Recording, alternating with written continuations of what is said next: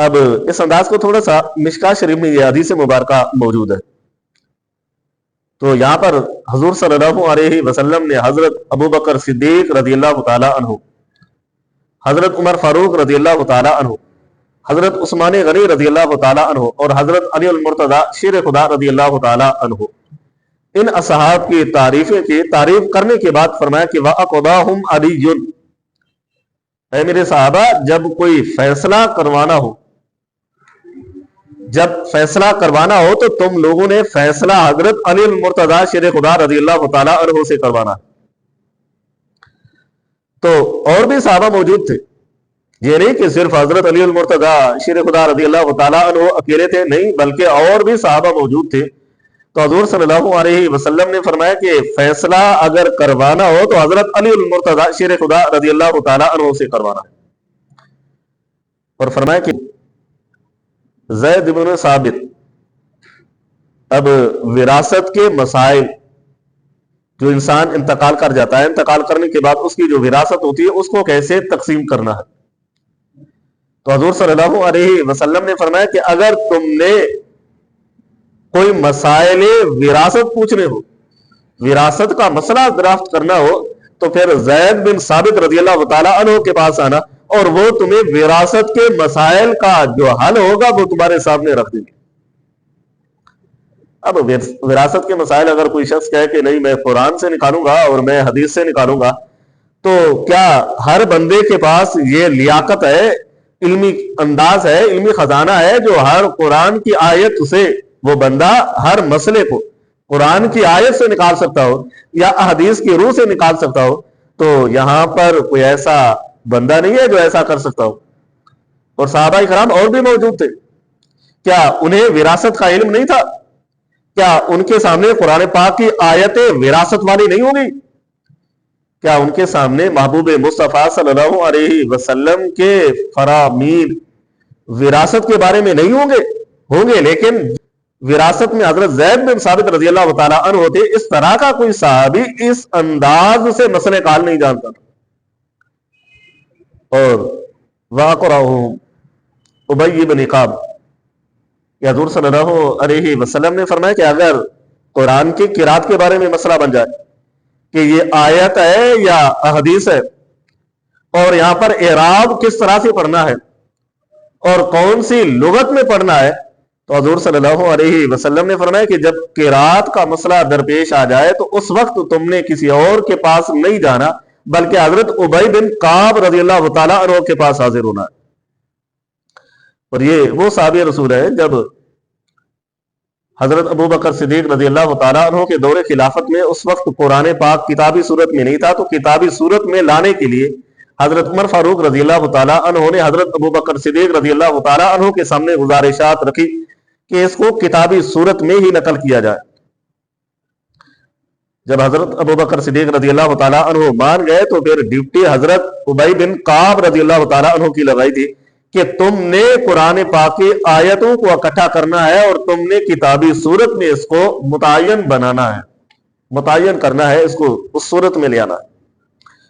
اب حضور صلی اللہ علیہ وسلم کا بھی فرمان کہ اگر تمہیں قرات کا کوئی مسئلہ ہو کہ یہ قرات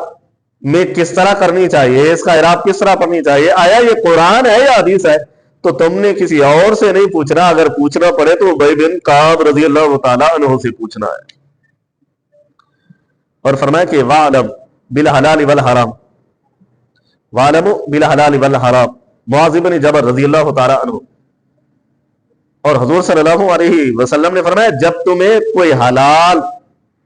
چیز کے بارے میں علم حاصل کرنا ہو، پوچھنا ہو کہ یہ چیز حلال ہے یا حرام، اس کے بارے میں کیا حکم ہے، تم نے سارے صحابہ کے پاس نہیں جانا بلکہ اگر جانا ہوا تو حضرت معاذ بن جبل رضی اللہ تعالیٰ عنہ کی خدمت میں حاضر ہو جانا ہے۔ اور یہ ایک انداز تھا کہ کتنے صحابہ تھے کہ لیکن حضور صلی اللہ علیہ وسلم نے خاص ان صحابہ کا ذکر فرما دیا۔ اور جب حضرت عمر فاروق رضی اللہ تعالیٰ عنہ کا دور خلافت آیا تو آپ نے یہ قانون بنا دیا تھا کہ جس نے فیصلہ کروانا ہو وہ کسی اور صحابی کے پاس نہ جائے، اگر جانا ہے فیصلہ کروانا ہے تو وہ حضرت علی المرتضی شیر خدا رضی اللہ تعالیٰ عنہ کے پاس حاضر ہو جائے۔ इसी तरह फरमाया कि विरासत का इल्म, कि इंसान इंतकाल कर गया है, उसकी विरासत है, विरासत को किस अंदाज से तकसीम करना है, तो किसी और के पास नहीं जाना, हजरत ज़ैद बिन साबित रज़ियल्लाहु ताला अन्हु की खिदमत में हाजिर होना है और विरासत का मसला उनके सामने रखना है। और इसी तरह अपने दौरे खिलाफत में हजरत उमर फारूक रज़ियल्लाहु ताला अन्हु ने यह भी ऐलान किया कि कुरान का कोई मसला दरपेश आ जाए, उसकी किरात के बारे में, उसके पढ़ने के बारे में सहाबा कराम बेशुमार मौजूद है, लेकिन तुमने जिस सहाबी के पास आना है वो हजरत उबई बिन काब रज़ियल्लाहु ताला अन्हु है।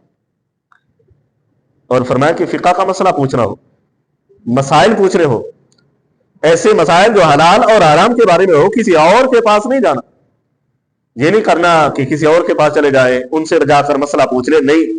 बल्कि अगर तुम्हें मसला दरपेश आ जाए तो हजरत मुआज बिन जबल रज़ियल्लाहु ताला अन्हु की खिदमत में हाजिर होना है। अब ये वो सहाबा कराम है,